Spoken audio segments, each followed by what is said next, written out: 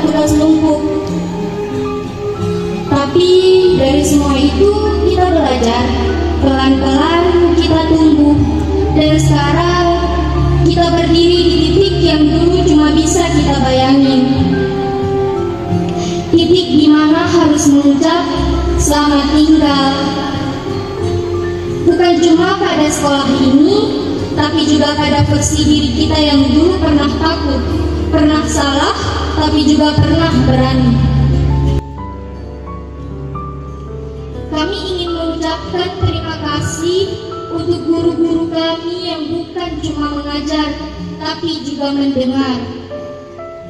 Untuk staf sekolah yang sabar menghadapi kami setiap hari.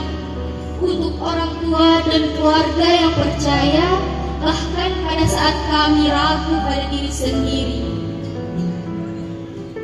Dan untuk teman-teman satu angkatan, terima kasih sudah menjadi rumah yang membuat sekolah ini bukan sekedar tempat belajar, tapi tempat pulang tiap pagi.